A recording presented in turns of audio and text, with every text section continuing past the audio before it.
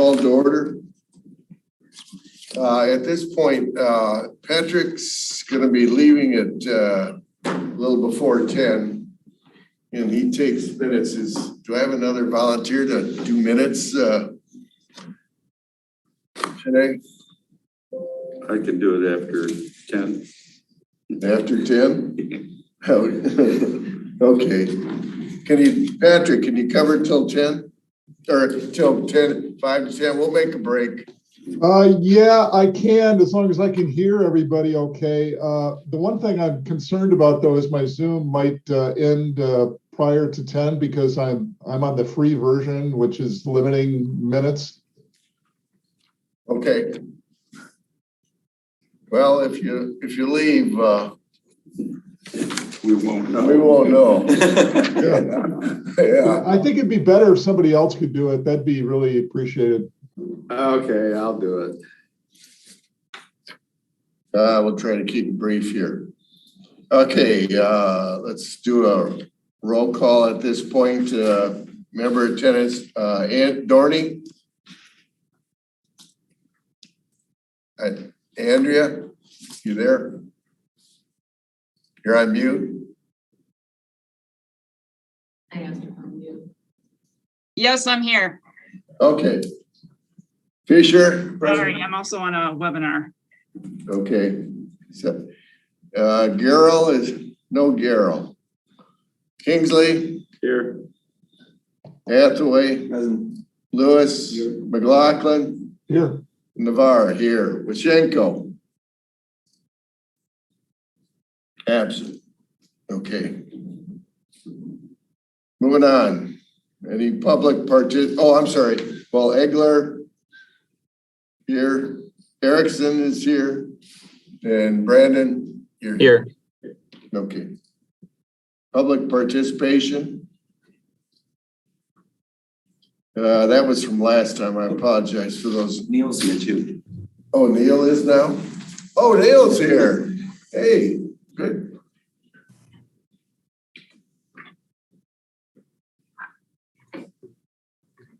Yeah.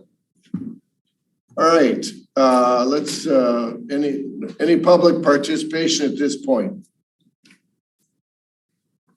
I don't see any hands raised. Okay.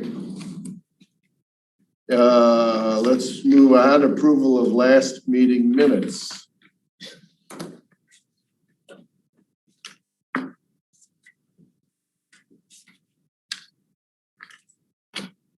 It's the meeting of March 10th. Meeting of March 10th. Lots of ops minutes, 3:10. I'll move that we accept them as presented. I'll second.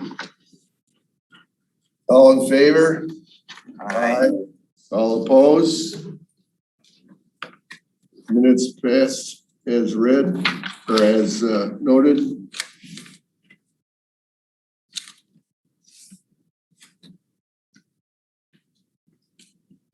Kingsley and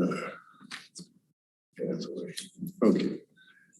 Last board meeting minutes. For those ops members that are not on the board, the minutes are attached for your information. At this point in time, just want to keep you informed as far as what the board is happening with the board too. Any questions on that? Moving on. Operational issues, IMEG report, Ted. We had some staffing changes at the office and we asked for a 30-day extension to the reliability study, which was granted. So that's now due September 30th. Our plan is to have a draft available at the early September ops meeting, and then we'd finalize it after that, after review. Yeah, that would be good. That work is in process now, so. Okay. And then, as I told you last night, David, you sent it out, a minor miracle occurred and we did the letter for the easement summary. Basically kind of documenting what we did and the decisions that we came, by my recollection and understanding of the decisions we came to. Basically, the utilities in the golf course are not covered by easements at this point in time, other than what Fink called prescriptive easements. And his caution was that may or may not be adequate. However, if the golf course does indeed develop at some point in time, they would need your utilities to do so. And at that point in time, you would have leverage to get them to agree to the easement. So that my recollection of the decision was we're going to push that formal documentation of the easement until that point. Okay, is there, and our next steps would be to then develop those or whatever when it happens, when it's required. Yeah, so Jim had put together a sample document and I couldn't come up with it quick. We have exhibits prepared for all those easements, so everything is kind of ready to go forward at that point in time.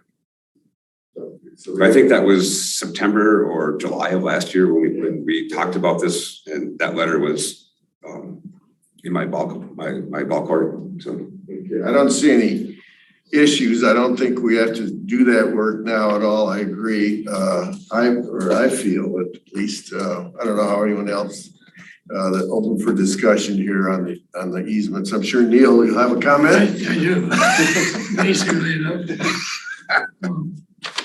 anyway, right on the letter regarding the easements. This paragraph, I guess, service by LASA utilities would be required if development were to occur in the future and LASA could leverage and on and on. I don't think that statement ought to be continued and passed on to the board. That's a definite maybe. It has nothing to do with the easements, really. It could influence a jury. If it says, yeah, if this jury agrees to this, then you must require LASA to do that. And I don't think, first of all, I think the question rises upon the deed restrictions for that are in the SHUPO, a deed restriction that we're to service certain lots in Loch Alpine. And I think that if those easements or those deed restrictions are not ruled on by this jury, the whole question goes away. So I just think it's an unnecessary statement, not confirmed, and ought to be not passed on to anybody. So you prefer that statement be deleted? Yes. So that entire paragraph? Yeah. So it starts on the first page. Lots of utilities. My only question or comment, Neil, is that's kind of what we're concerned about. Isn't that really the issue? Is do we have to do something now because of the situation of the I guess I can explain further. I'll try anyway. Is that deed restrictions pass on owner to owner. And when the Ann Arbor Country Club land purchase was made, if the deed restrictions were going to be changed, that was the time for them to do it. And so some separate action has to be made to change those deed restrictions. And it lists specifically in those deed restrictions the lots in Loch Alpine. It turns out the Ann Arbor Country Club owns, I think it's 6 lots. Yes. All that property. And at this point, they could build 6 houses. Until those deed restrictions are changed, if they're ever changed. That's the end of the story, in my opinion. In the township, and first of all, any decision by this court could not compel, for example, Webster Township to make sure that LASA provides service there. So, I mean, there's a lot of action that could be come up in the future in little LASA, a small government entity, only can respond to the direction of Webster and South Township and the state of Michigan. So I think it just need not be said.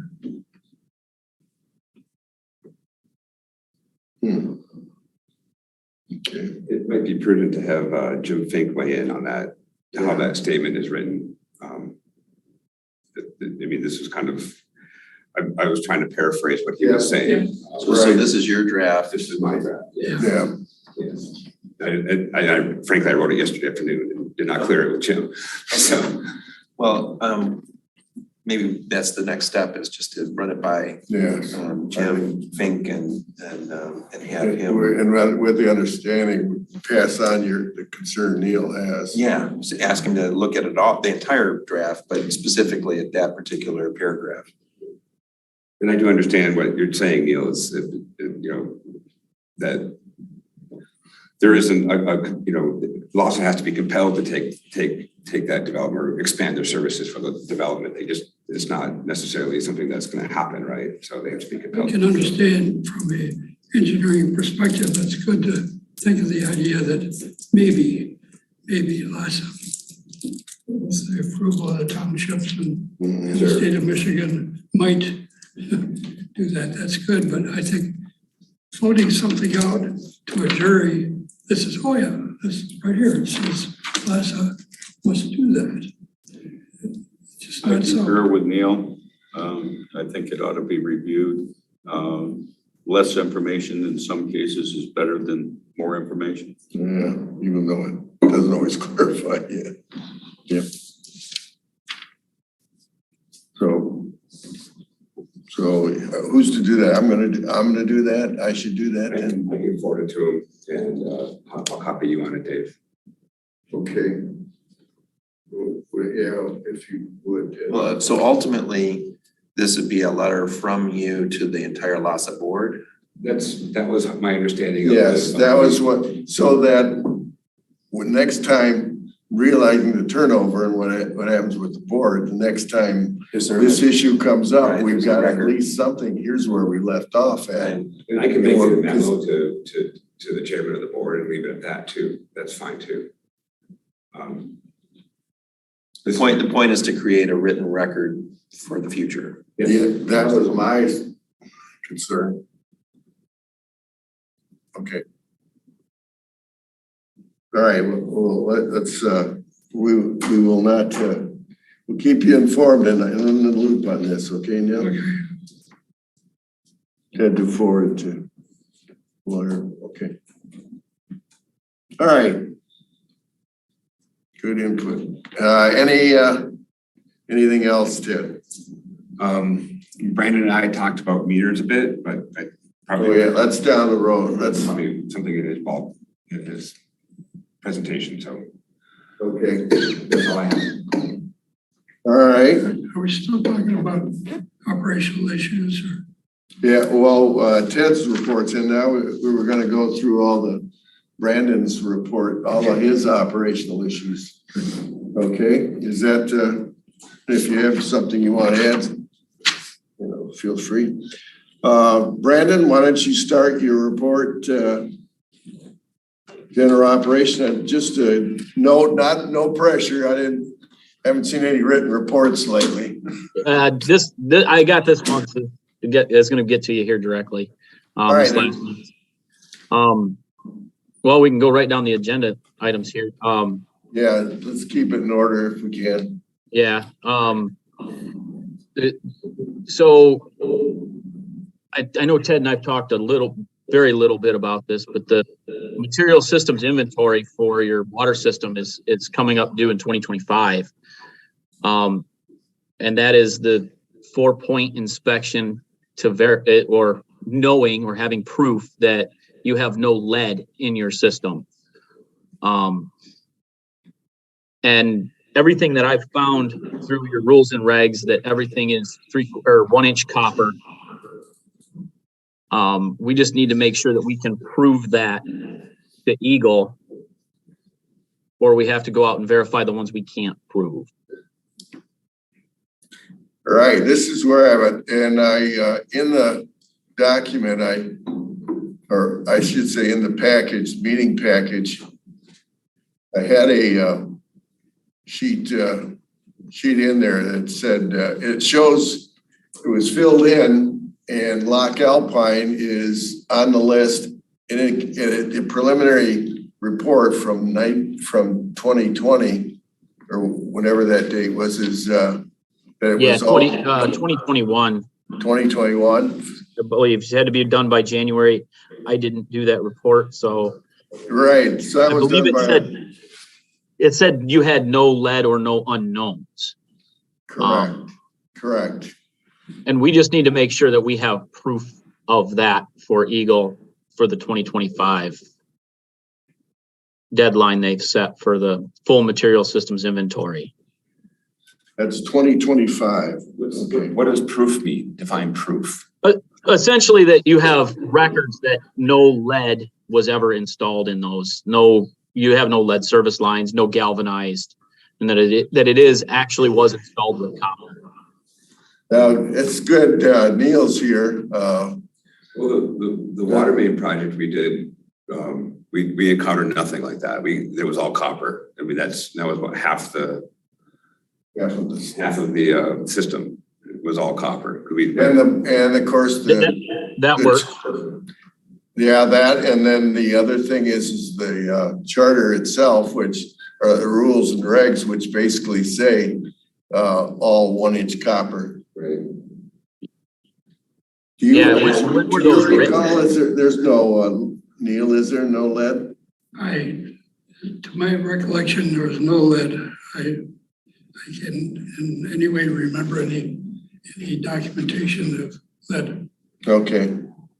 So this preliminary report, which EGLE has, appears to be correct, that was submitted as far as 535, or whatever it is, miles or liter, whatever.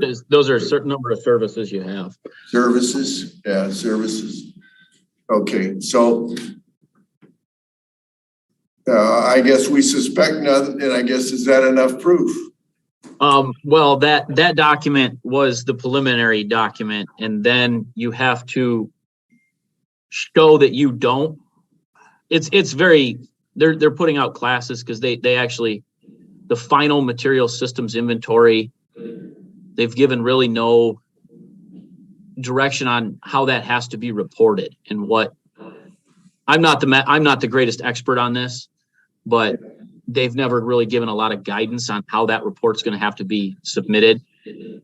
But if essentially you have as-built proof that for, say, all the houses, that there's no lead in your system, no lead was ever installed. If your rules and regs are from the very beginning, whatever date those were submitted, and that you've never allowed any lead service lines to be installed, that should be sufficient, I would think. I can double check on that. Yeah, he's right about that. They've been very unclear about the final rules. Okay, I would think that coupled with the actual Doug proof of the verification of half the connections in the system between the two, the rules and regs, and the reinforcement of that through actual on-site data ought to be enough for Eagle to confirm, not confirm, but accept that our system doesn't have lead. I guess I would add a statement to that as well, that like the Delhi in the southeast corner is newer. The Cameron Circle area is newer, and those two could be eliminated based on their age. As probably as that Huron Court down by your house, that was newer as well. So that half the connections is half of 2/3 of the connection. So you're even further into that kind of verification that is out there. Yes, I would agree. go ahead, Clarify my Neil. statement, no lead. Until about 15 years ago, I believe, people were still using solder with lead. Yeah. And so there is that residual possibility. So I think we can't say, oh no, there was absolutely no lead, but that rule came in about Actually, it was when I built my house that we were all going solder or lead. In the eighties. Lead free. Late eighties, Yeah, 76. 76. But that's a different issue than a service lead, right? So. yes, that's definitely a different issue. But that's, I think in the sampling criteria, that is considered a tier 2, if memory serves me right. And that's what we're sampling is all tier 2s in your system, because we're actually doing that this year for lead copper sampling.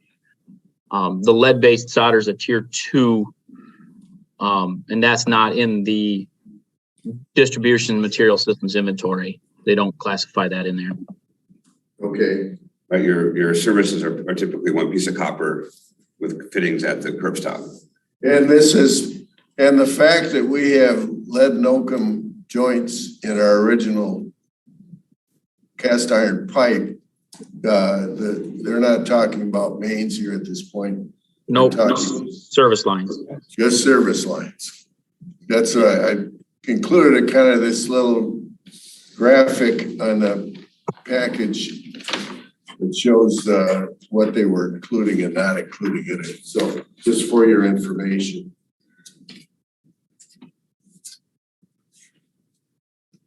All right, so we feel we're pretty much there then, right, Brandon? Yeah, as long as we have the documentation, I think we'll be pretty set. Like Ted said, you did a water main replacement, service line replacement, and then you've got the very new subs that we're confident we have records of those. I'm just, if we can find that other 1/3, we're good. Well, I don't know if we're gonna find that. So at this point, there's seminars on this, there's informational seminars going on. As far as what actions we have to take, we're gonna monitor that, I guess, and I'm assuming Andrea will be part of that. She's involved from Dexter's side of it too, so she'll be up to date on that stuff as far as what's. Yeah, we're currently in the middle of potholing for the random verification project that Eagle wanted us to do. So we're in the middle of that project right now. So they requested specific steps for you to take to prove? Well, it's okay. When they first announced the random verification of distribution lines, it was mandatory, and then everybody screamed and it got made optional. So it's still currently optional, but they're saying if you pass the random verification, then you don't have to do anything more. And how you pass is you pothole at all the knowns that you have, before 1989, and then you see if they match, your records match what you're seeing and what's in the house.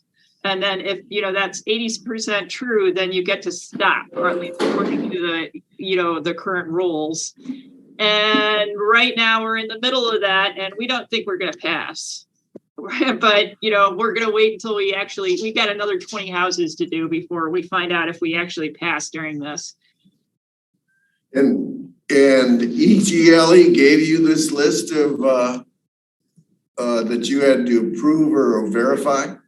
Well, they came up with a scientific method they wanted people to follow, where you picked randomized houses, and then of the records that you have, that's in before 1989, and then you have to pothole at the curb box and then check inside the house in case there's a partial line replacement.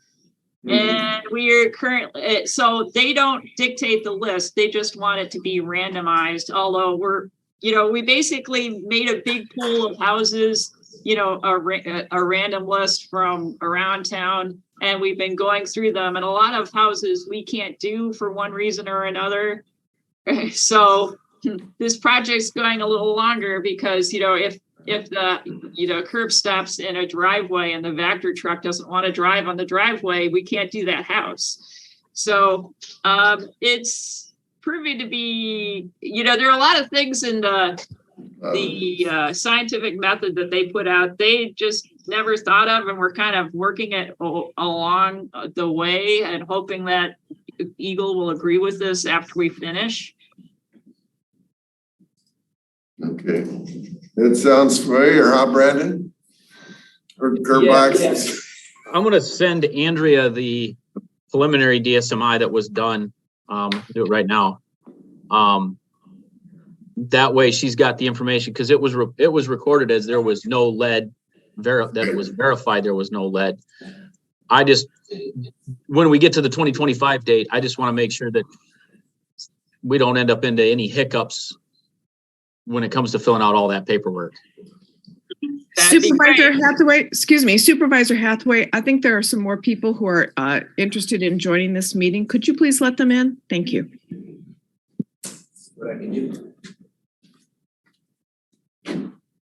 Okay.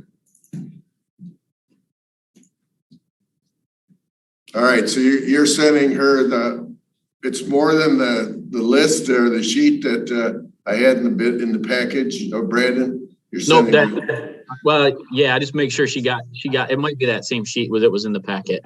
Yeah, I just copied that page that had Loch Alpine for the 530 some. Okay. Yeah, it's 535 service connection. Right. Yeah, right. So that way, if she can help me in any way with this, that would be appreciated. Well, I guess, yeah, we've got some summary. I don't know if you've got it documented though. Like Ted said, we put in a lot of water main, and all that pipe was copper that was replaced. And that covered a third of the houses. I got the document. Okay. All right, we'll have to continue to work on that to make sure we got the necessary proof then, I guess. And if that requires contact with EGLE I don't want to ask for any more than we need, but. Yeah, I just want to make sure that when we get to that 2025 date, we're prepared. Yeah. So, I guess we can move on. Okay. The water meter battery replacement, working with Ted. We've talked with Aetna. They've been going through stuff, figuring stuff out on why these aren't reading. I guess there were some things I guess they must have come out and did a separate read to see what was going on. I've not gotten any status from them on what they've found, other than some maybe minor program issues with the read file or something. So I guess we'll see what they come up with there. There's still they have no MXUs to replace the ones that we feel are going bad. And now they're suspecting it may not be the MXUs? Well, I think that's what they're trying to prove. Okay. Either way, it's their program, it's their fault. It's their warranty issue. Yeah. That's all I got to report on that. So that's still gone. So we looked at other options, and I guess that's the next thing. Yeah, I reached out. I think SLC had given you a quote once before. I had them update that just real quick to kind of see if that ended up being a route you guys were looking at. That's in our package too. Yes.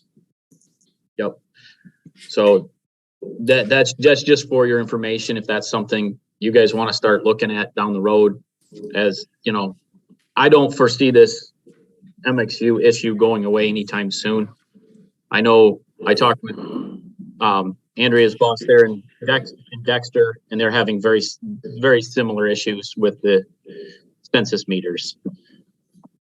I believe Pittsfield's having a similar issue. I am in the process. I thought they were gone. But I guess Augusta Township has some MXUs we might be able to buy from them at a discounted rate. I'm trying to get a price from them on those. I thought they were already sold, Okay,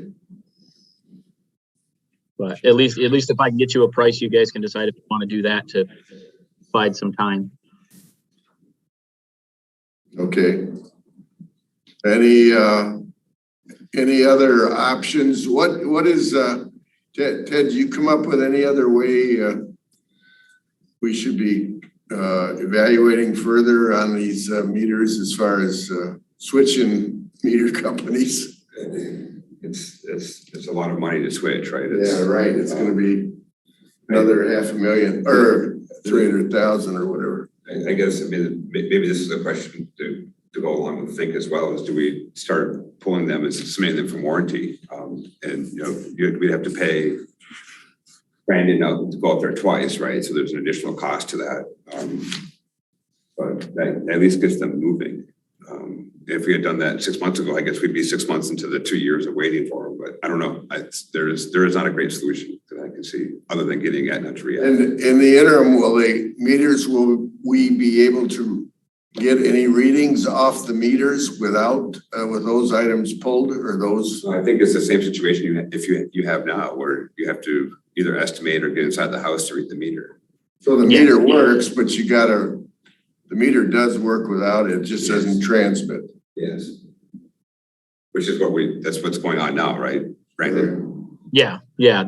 We're not getting the actual read. We'd have to physically make entrance to the house and read the meter directly.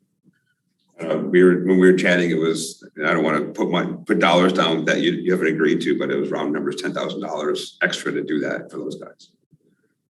Right? I mean, with something like that ballpark anyway, without committing you. So yeah, there was. I believe you guys have an agreement for meter replacement because it wasn't included in the original contract. There was a letter, and I believe it was like $110 a meter, but that was for full meter replacement. I can look into that for you for the pulling off of the MXUs. See what they're going to do. I think you better give us a price to a proposal to replace or to pull them, the XMUs, and then replace with a new one. So it's a two-step process. Yeah. Price for each.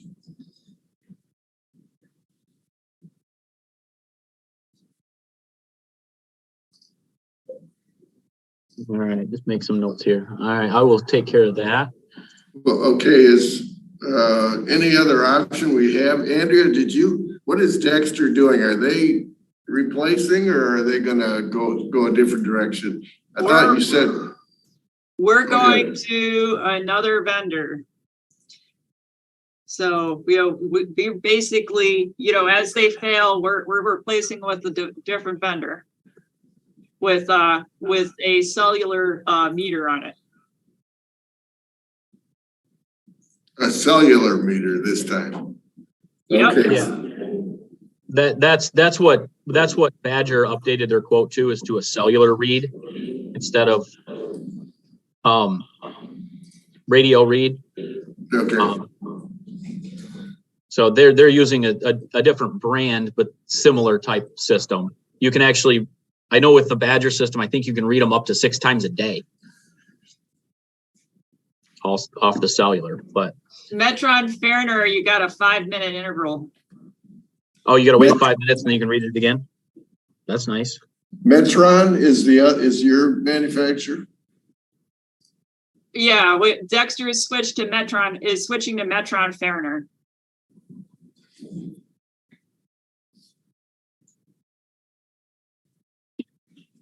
And your reason you don't feel that census is gonna stay behind their product or. Well, it's been good so far. That's all I can say. That Metron's been good so far. Yeah, yes, So Andrea, you're using basically two different systems within the city? yeah, we You're got using- yes, we have Census and we have Metron Ferner. Most of it's Okay. Census, but you know, the ones that are failed with Census that they won't warranty out, we're replacing with Metron Ferner. Okay, but in terms of billing, this goes into BSNA and you bill through the utility module? Yes, And there, even though you've got two different methods that BSNA accepts either. yes, Super. Oh, wow, okay, so Metron accepts BSA.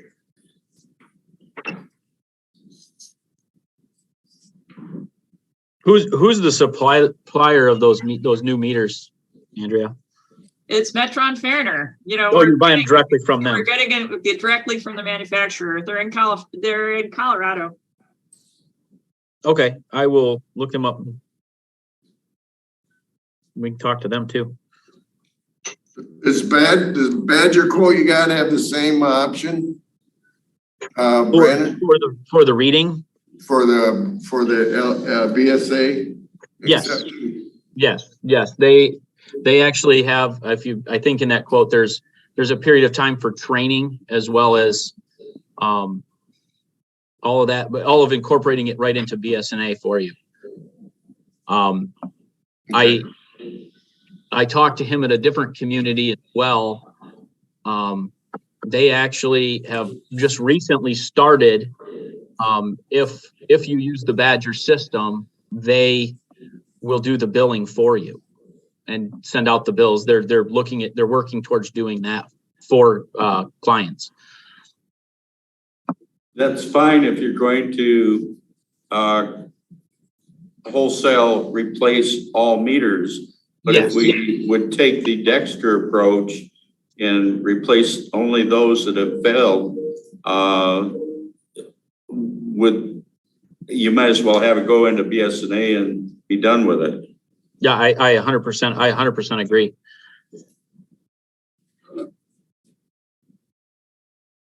Okay. Well, any other comments on the meter situation?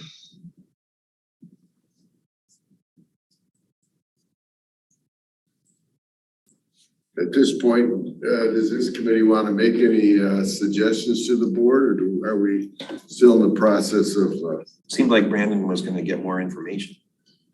on some prices? Yeah. Yes, For I Badger. will call Metron Ferner Okay, and get and it. Metron Ferner too. Yep. Well, we'll keep going down the list here. Curb box replacement status. I've just got a bunch of curb box parts from Michigan Pipe and Valve. They actually saved us probably close to $500 by not buying them from Aetna. So they actually just got delivered. So we'll start working on a couple curb boxes yet this year. Okay. On my list. Check out, Inspection. make sure you check out the lead situation, pipe situation, and note the copper and. Yep. That's exactly was my plans. Take some pictures. We got some good proof. Okay, The sewer inspection and cleaning, we ran into a little bit of a snag trying to find a place to dump the truck. I will get with our person. She was going to get a hold of Jackson City. I know I talked with Andrea over to Dexter, and Chelsea was going to allow us to, but they just had an emergency and had to fill their drying bed, so they couldn't let us dump it there. This is kind of a new thing for us as well. And in this area, we don't have a lot of places to dump, so we're working diligently. Kind of the good thing, I guess, with not doing it in the spring is we're getting down into low flows, which will give us some really good camera footage of the pipe material as well. So I'm going to push that side and get them to move a little faster here. started to drive Okay, it. so you haven't started any of that work yet? No, we just ran into trouble Okay. trying to find a place to dump it. So status is basically on hold. Yeah. Yes, I'm right. pushing. I'm hoping we can do it in August. So we'll have Okay, nice low flows. Biosolids removal. The new company's hauled one time already. We're continuing to decant, and I'm actually going on vacation. And next week we will check and see how much sludge we got in there. I'm doing pretty good on sludge, so it doesn't look to be too full. and everything went successfully with the new contractor. Yes, beautifully. I think he hauled it a lot farther than what the old company was, to some different fields. But yeah, because I think I did the field transfer on those. Because they're still working on getting some fields closer to us, and they should have those before. Okay, This dig issue or issues. It took me a while I had to take a training as well as get the misdig system set up for you guys. It's been going pretty good. But it seems we get a lot of calls for misdigs that are hand dig only and things like that. And when it comes to like tree planting or something, we definitely need to get out there and mark those to make sure they don't hit our lines. We marked one. We marked the curb box. It turned out the curb box, I wasn't the one that marked it. And typically when we mark, we paint the top of the curb box blue. That way it's nice and visible, whether it's undergrade or above grade. We just put it on, paint it blue, cover it back up if we need to, and we put a flag by it. This gentleman had pavers around it. The gentleman that painted it did not paint his pavers terrible or get much paint on his pavers, but he was rather upset about that. But I know I sent you the rules about misdig, and he was rather upset that we even marked it at all. And for you guys, I mean, it's a protection thing. It protects somebody from going out and tearing up your line, and then you having to be responsible for fixing it. I don't. When you read the law, he tried to scrub it off, and when you read the law, you're not. When you call a misdig in and things are marked, you can't destroy those markings. That's actually punishable by law. So I don't know which direction you want to go with that situation there. But my feeling is you got to mark it. You got to mark it for your own protection. So. yeah, well, we're following the mistake protocols, right? The standards, so. Yep. I just tell them that's the way it is. That's, the gas company's gonna do the same thing. Yeah, the gas company's going to mark it. I mean, we were rather nice. We really should have marked that whole line and marked paint on his pavers, and we didn't do that. Because we try not to do stuff like that. That's not appropriate. But I mean, that the location of his curb box also kind of comes into question because it's between his garage and his house and not within the road easement. So that almost needs to be replaced. And that's kind of, I don't think he wants that. Yeah, and I don't think we want to do it as long as that works. All right, well, I don't think we have to take any action. At this point, we've heard what took place. We concur with your efforts, and we're not changing them.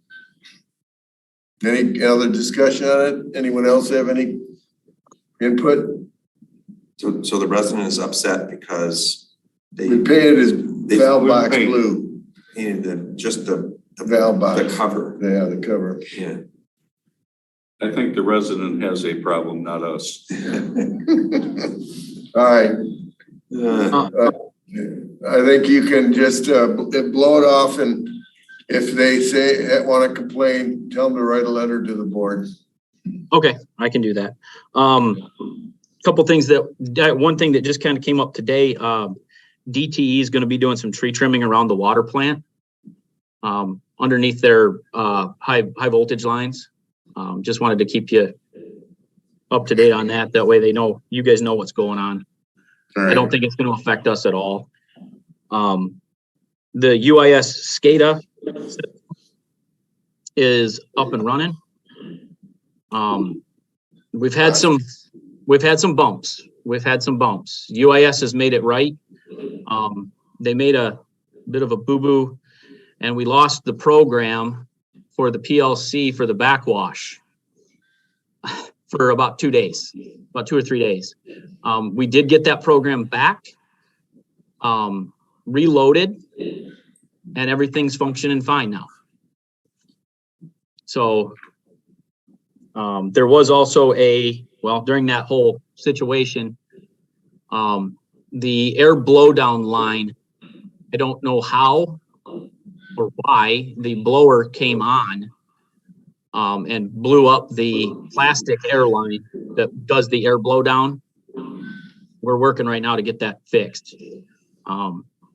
So we've actually bypassed the blowdown of the iron filter. It's not a terrible critical thing. It's more of the high rate backwash is what you want to get rid of the iron, but that should be hopefully fixed here next week.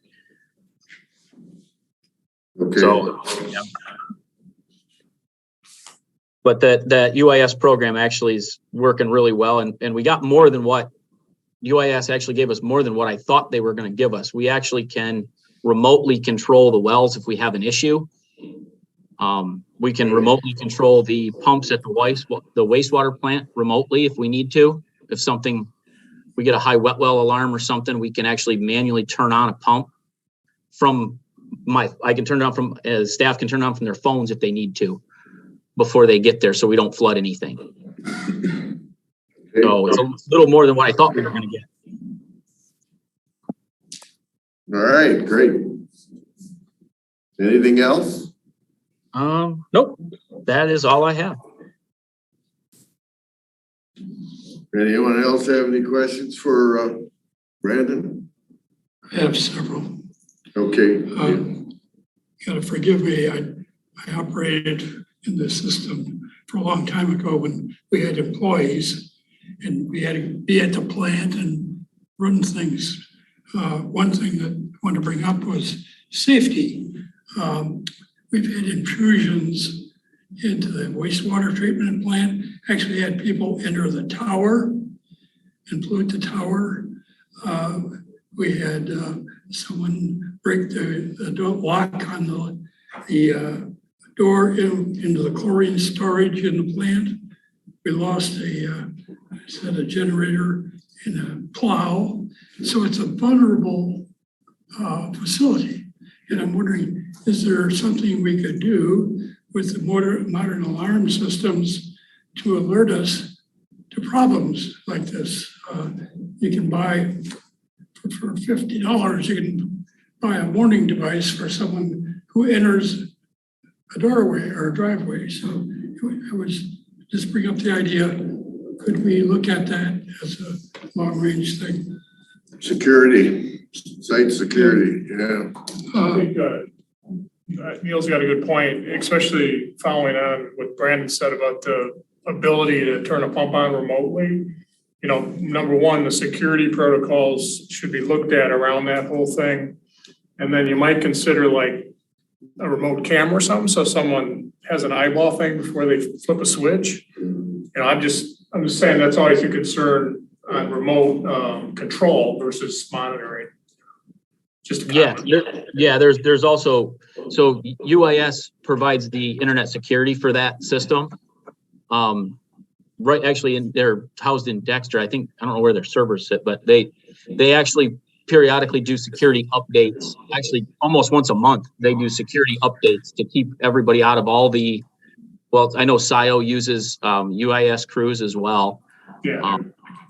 So they do a very good job of the internet security portion of it. But as for like security, like gates and those types of things, I mean, we have staff there every day that stop and make sure that things are locked and kept secure. But I see what Neil's saying is maybe like a door security alarm or a security alarm on the water tower that would notify somebody that, hey, somebody back in the tower and shouldn't be there. Just, You know, that's definitely something. we're vulnerable, that's what I'm pointing out, and we had to look at some rather low-cost ways to protect. Yeah, is that something UIS would, could add on to their package, Brandon? Yeah, they could probably add some door alarms and things like that would notify through that. But a lot of places, they have like a security company come in and do that as well, instead of through the data type stuff. I mean, I'm sure UIS could put like a door alarm that the door got opened, shouldn't be open. Yeah, well, I'm not thinking doors as much as just cameras myself, as far as, you know, to visually see, or have a record of what happened at the site. Yeah, I've never seen UIS do cameras, but I guess I could ask them. I could see if they do something like that. But I think cameras are more of a security company type thing. The cameras have enough bandwidth that it's typically a different vendor than like the Is skating it guy. different? And you can kind of put them together a little bit, but. it's All right, typically so somebody it different. doesn't make sense necessarily to tie them together. I mean, like what Brandon said, they can put switches on the doors that when they're broken, Switch that culture. you can get an alarm, but. Yeah, I'm not so sure that's as good as a camera would be, but. All right, so what outcome from that? What do we want to do here? Suggest we get some security company in there to look at what they can do to monitor our sites, or? Well, I think that we should look at what can be coupled into the existing SCADA system, and if not, then we need to perhaps move forward with a security company of some sort. Okay, so let's see what utility, if you would, Brandon, check, see what they can offer. Yep. Utility can offer, and then if not, then we'll look at get a proposal for what they'd recommend, and if not, then we'll have to look somewhere else. Okay? I think that makes sense to have the security definitely at this point. Yeah, I know you're there daily, but definitely not always there. Another item, if there's. Go ahead. Seems like it was about a year ago, this committee looked at the question of dumping the tower, getting rid of the sediment that collects in there, and it was put off. I'm not up to date on where we are with tower maintenance.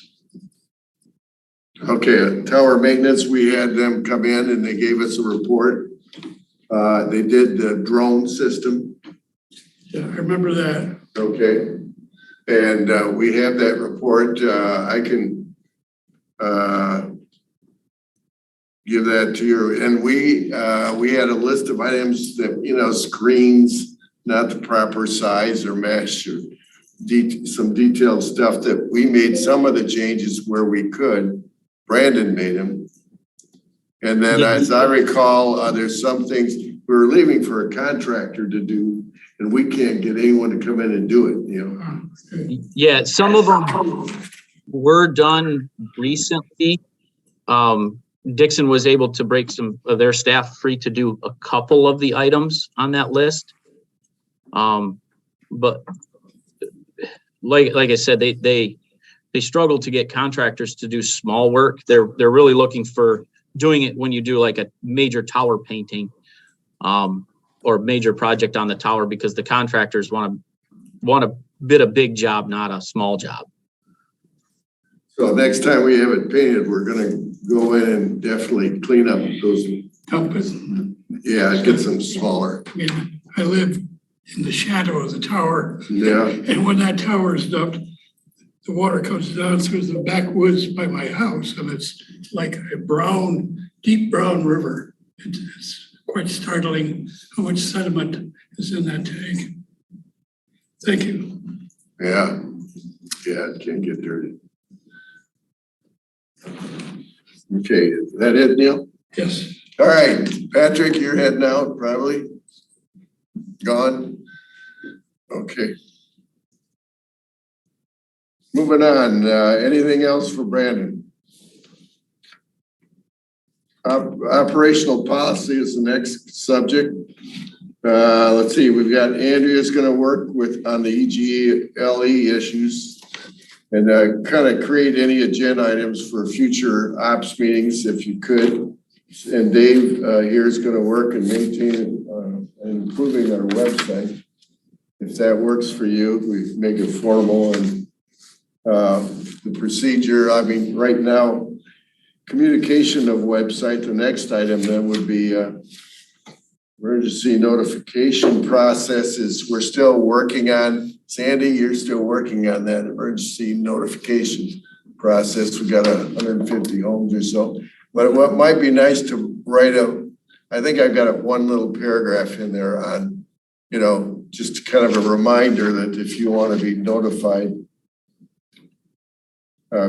give the following information to Sandy, and I just list email, phone number, and whatever is necessary. What am I doing with this list once I get it? Once you get it, we'll need to get it to Brandon so he can send out notification on within a 24-hour period, within a 24-hour period, because we are required to notify them within 24 hours. Is that a correct statement, Brandon? Yes, for a boil, you have to notify them within 24 hours. And sometimes, like small situations, I mean, obviously the last water main issue we had was a pretty substantial one. But small ones where it's like a dead end line or something, we can just hand deliver those notifications to them. But when it comes to a big one, sometimes it's easier to have that ability to send an email out, a mass email out to all those affected customers. You're not going to get everyone. You got to realize this list is only those that volunteered their information. I just sent it to you. Yep. So, yeah, we could probably do it in a combination of hand delivered as well. I mean, okay. We got to make sure we do our due diligence to try to get everybody notified when there's a problem. Well, and while we're kind of on this subject, Dave, there's something, we have a website which public has access to, and it's all public. I still feel for some of this stuff like emergency notification, some confidential information or data that we don't want public, it would be nice to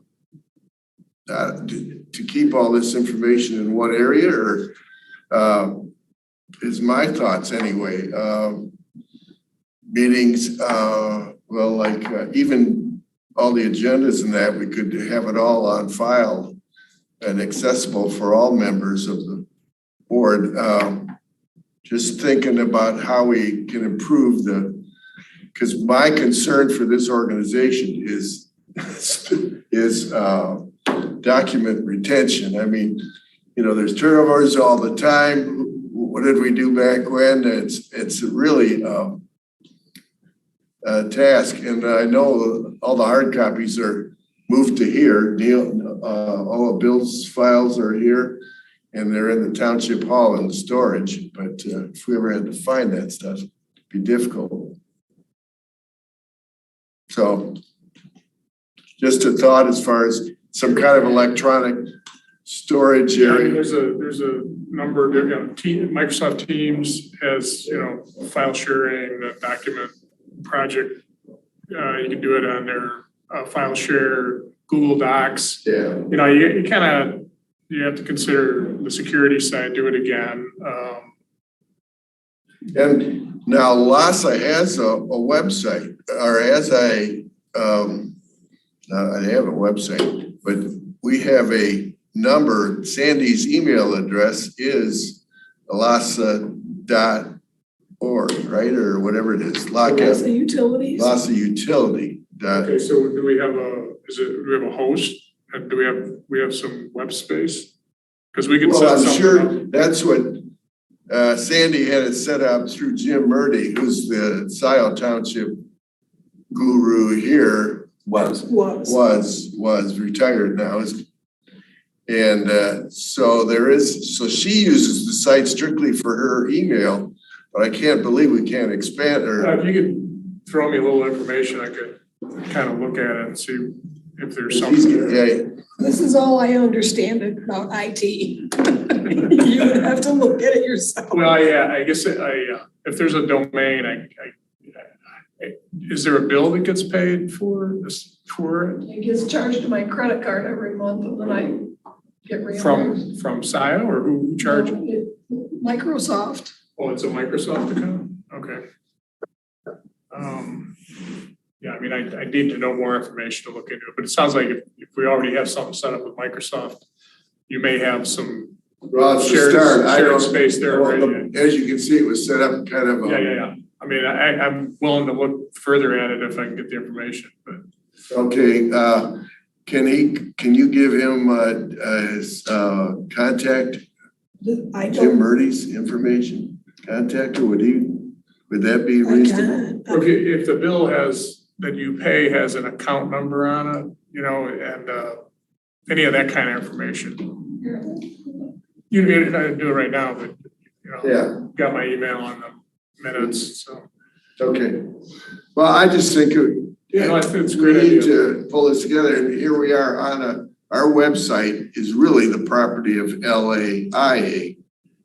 We are not on our own website, which we really should be. Yeah, I was wondering that, because just like the punch list of what people want changed, and if there's approvals of things you want me to do, here's what I'll do, tell me it's okay. I did notice the 2023 consumer report. It says it's been set, but it's not up there yet. So.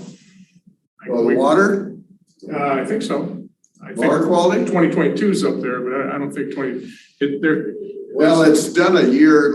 Oh, the year. 23 is, the 22 is sent out in 23 Okay. because I think, I get that all the time. There's kind of an offset. Yeah, there's an offset. If you look at the year on the report, it'll indicate the proper year. Yeah, that's a mess. All right.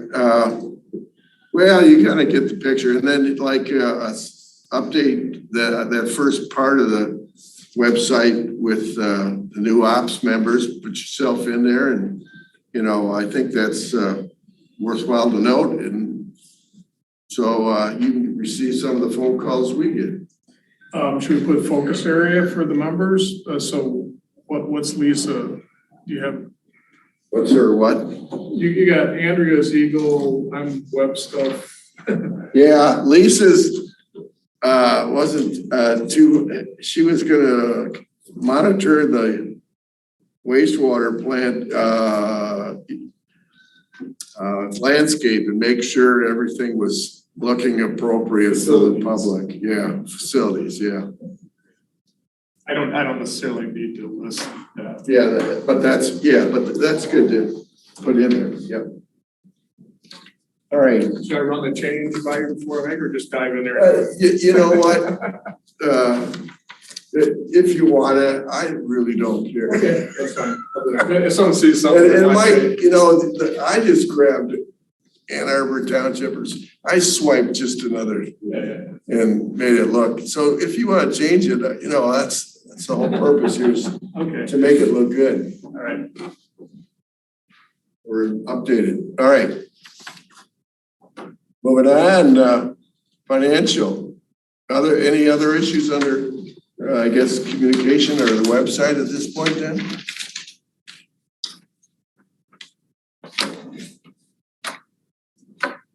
Did you get I was gonna ask, did you get up to date on how to edit that website then? I can go on there and do stuff. Okay, you're all set.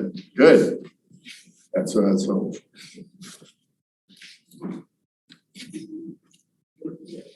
Right, so what was I saying, operation, financial issues?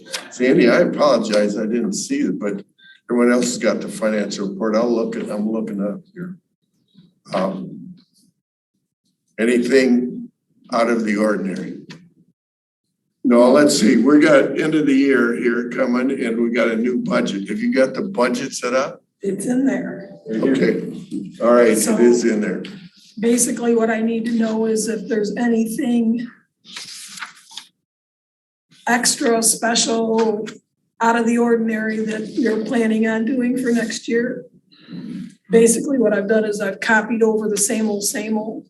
Yeah. I've increased some of the numbers based on just the current year with the cost going up and stuff like supplies, that sort of thing. But I just need to know if there's anything different from Ted or Brandon that we think we need to be doing. Yeah, Brendan, anything special this next year you see coming up that we should Or plan on in significant addition? cost increases. Yeah, anything that's in addition. Cost increases, costs climb every day anymore. Yeah. I will look into that for you in How the did morning. we do, how did we do this past year versus our budget to date? Are we, everything seemed to have gone up quite a bit, Brandon, when you would say? Yeah, the cost of materials and chemicals have gone up. I mean, it's almost sickening when you look at the cost of chlorine in general, the price increases over the last year. And ferric chloride is the same way. I mean, in 1 year, it went up almost $200 a dry ton on us in a year. That was last year. So far, I've got no more notification of increase. It's projected to keep climbing. Yeah, the chemical costs are the small amounts for the most part, small quantity, but Yeah, because pretty much the things that are over what we anticipated are the supplies. Insurance was a little bit more than anticipated, but not exorbitant. Repairs and maintenance. yeah. Yeah, well, I mean, we all that's- know repairs and maintenance were out of control this Yeah, year, that was, way above normal. yeah, those were those. And a little bit in the consultant fees, but Okay. It's not too far off no, overall. overall, I think we did really well, but I'm not sure on the supply line, the supply issues, if I've gotten enough in there or not. And I don't know if there's gonna be any projects for this year. We talked earlier about the water tower rolling the sort of the maintenance into a larger project. Yeah. When would that That would be ordinarily a occur? 5-year, well, it's gotta be assessed every 5 years. And we, I think did the last one last year, wasn't it? It was something- Yeah.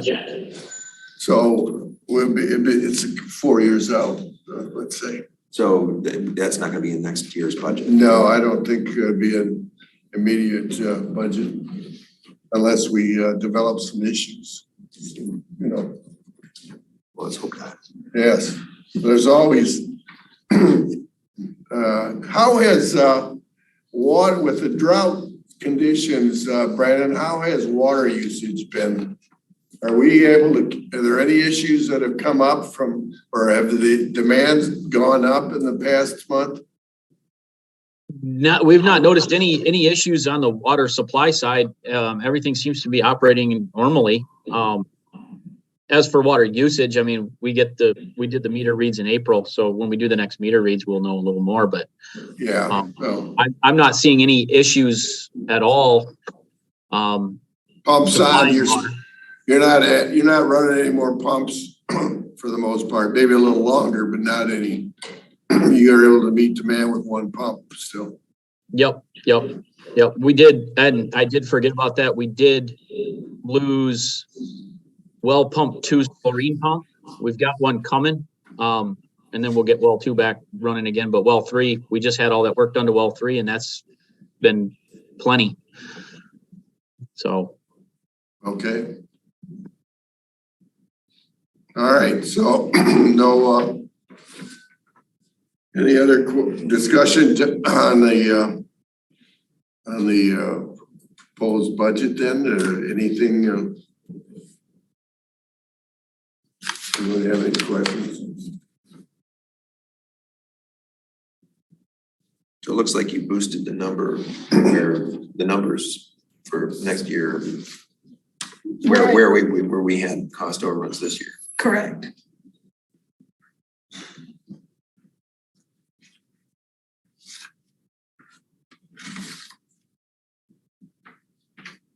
Do we need a motion? Do we need a motion? We should make a recommendation. Or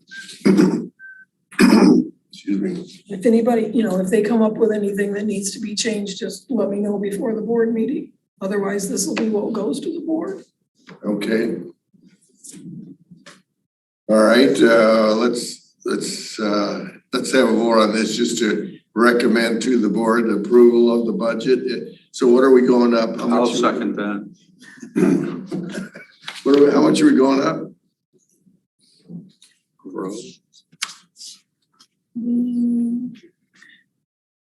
It's actually going. No, Oh, I see.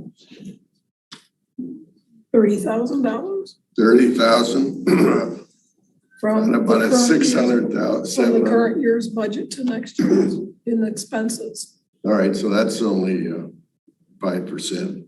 Yeah, but the good news is interest income is also way up, so you got. We finally got some interest, or earning some interest now. We are. We can still do better if you want to move some money around, but. We still haven't moved that money, have we? No, you haven't. We haven't made a decision on that.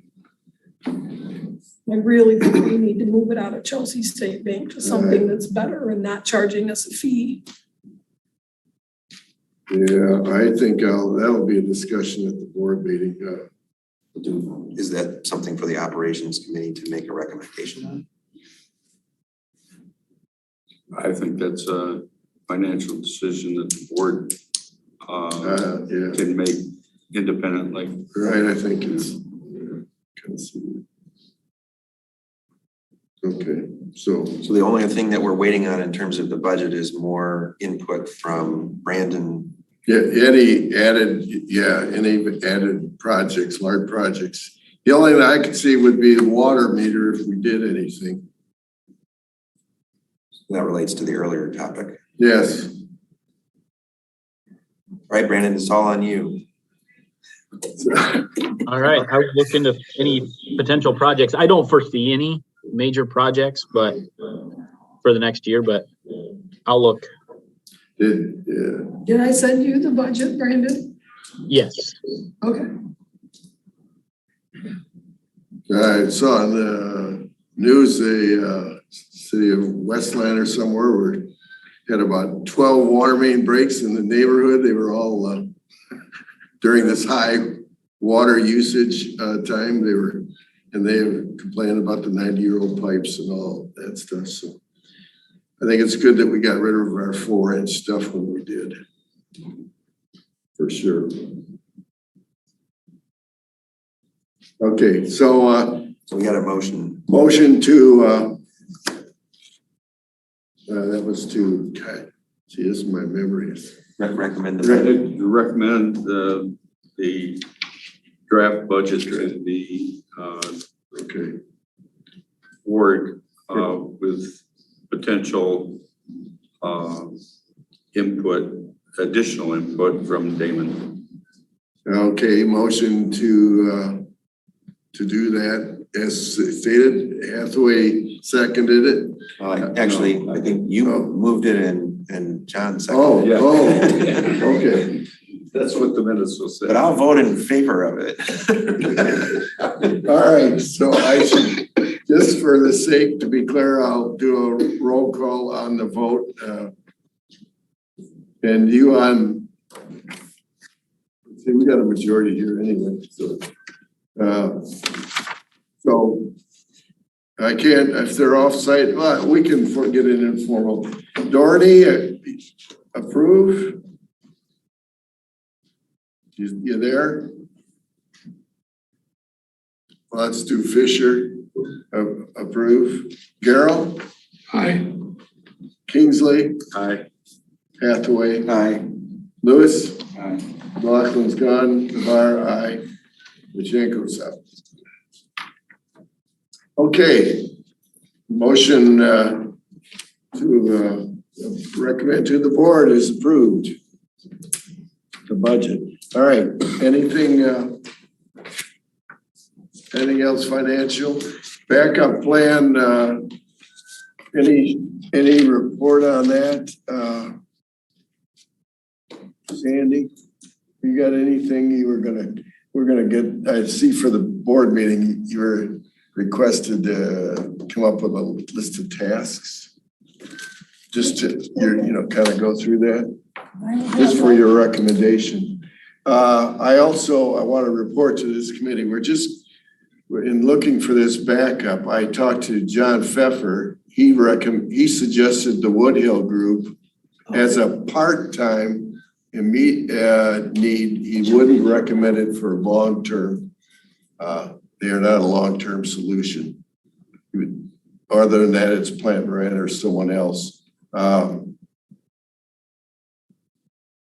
the alternative to having individual would be to hire one of these big firms, yes. And then I talked to the Woodhill group, Carl. Oh yes, I already told you that. She basically said she agreed she's a short-term fix, would not do backup though. Universal Utilities, Ted gave me a private company that does, does private properties, big associations, apartment buildings, and they use their own master meter brand. And they do reading, billing, collecting rates, everything else. 5-year contract. They basically charge $9 a quarter per $9 a reading or per resident. So if you equate that out, our 500, it's about 18 grand a year to collect all that data. And they use their own meters they prefer, but he said he could. Per resident or per customer? Customer, well. Like per meter, per household, right? Yeah, it's per household, right? Billing address, right. Yeah. So, we're right in the ballpark where we are. I still haven't found anyone that'll,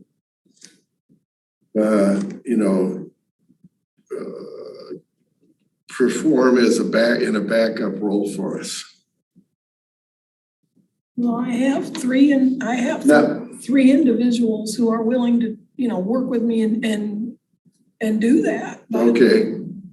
Well, then how do we break that down? Now, the other thing I would add, and you're familiar with this, Sandy, too, the township, Colleen Coogan said that the township, long-term, Colleen thinks Scioto Township could easily pick up the LASA account role manager.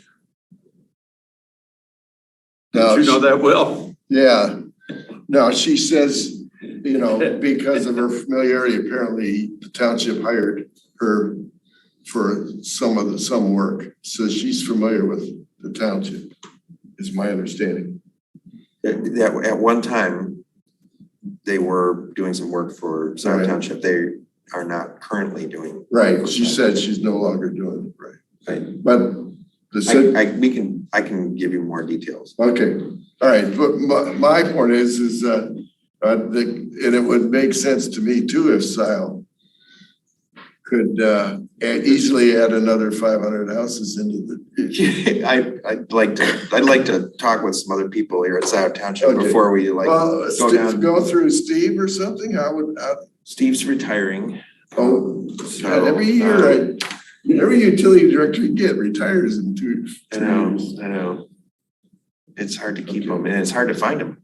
Yeah, So, we do have, other staff in our utilities department, but I'm reluctant to, no, I understand. sort of, Well, I'll I just throw, appreciate the confidence that, Colleen has expressed in our operation. it might just be well, I gotta pass this baton on type of thing, but I just wanted to relay the information I got.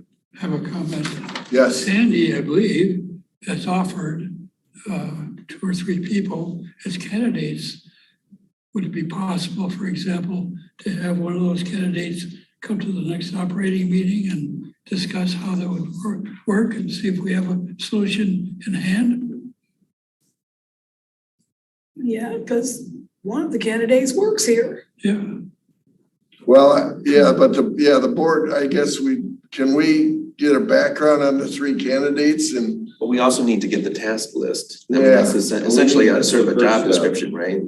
Who's doing what, there, I mean, I'm at a loss to what the problem is. I understand you want somebody to be able to pick up the baton if for some reason I get squished on 94 or something. well, that would be the It almost extreme. sounds like though that you're trying No. to boot me out the door. So I want to be clear as to what your goal is. We want the customer to be satisfied, I guess. I don't know, if there's an issue that comes up and we don't get resolution with it, and it can happen. I'm as bad as anyone, not responding right away. But we've got to be able to respond to these people in a timely fashion. But I do. I think that what prompted this was when you had a health issue and there was a sort of a gap. well, that and there was one issue, I guess, on the most recent vacation. And Yeah, We that want Janet to- Torno. we need to be Email. proactive in terms of, well, it's not your fault that you have an illness and so on. But we need to have coverage during those periods of time. I understand. And And if we have somebody or even a firm or whatever it takes to automatically fill in or be knowledgeable of, what's going on, have access to your computer or whatever it takes, then we need a written plan on how this is going to work. that I can do. As far as Mr. Torno, if somebody wants to buy a second meter, they're supposed to call me to set up an appointment to do that. He just showed up here at the township hall. He never called. If he would have called, I would have been able to direct somebody to help him. But these are people we're dealing with and Well, I they're understand. unpredictable. Yeah, they're the Sam are Caffies. You ought to set my office for a week. But They're But the they Sam also, Caffies of the world. just because somebody squeals doesn't mean they have to have an immediate. Well, we understand that, but we need a program so we can at least give them answers. Yeah, Like I said, I've talked to 3 different people who, Okay, let's in get it fact, written down. I had one person filling in, they took care of all the cash receipting, they answered all the questions while I was gone. I'm not aware that there was any. okay, we're not aware that you did that or someone else was in charge. We need to know who that I is. sent you all an email that I would be on vacation and I had somebody covering for me. Who, how does that help us? Who do we go to who's handling it if you're, we need a name. Well, in that particular instance, it was my daughter filling in for me. Yeah, So the phone number was the same, the email address, she was checking That's it right. every day. So, and I have, a gal who works here part-time that does cash receipting, she's done accounts payable, she's willing to step in and be trained and help out. Well, outline this for us in writing, so we've got. That I will do for the meeting. Yeah, I think this is really a board issue, but I wanted to kind of get prepped for it for the board meeting as far as if we have that information, then we can make a decision or proceed in this direction or whatever. Couldn't we put on the agenda for the next operating meeting, a draft of duties of the backup person?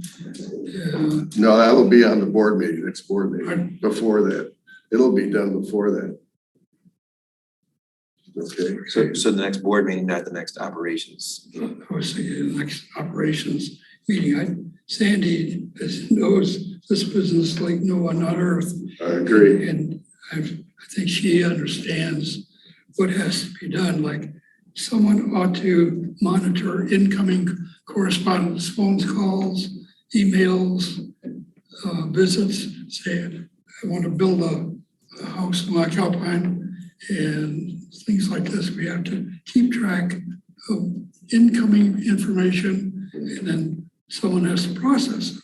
And she can't guarantee she's going to be here 100% of the time. Nobody could. So we need to draft a set of operating procedures for the backup person. Mm-hmm. Can we put that on the agenda for the next operating meeting? I'll have it out to you next week. Okay. All right. All right, any other issues financially then? I think that covers that.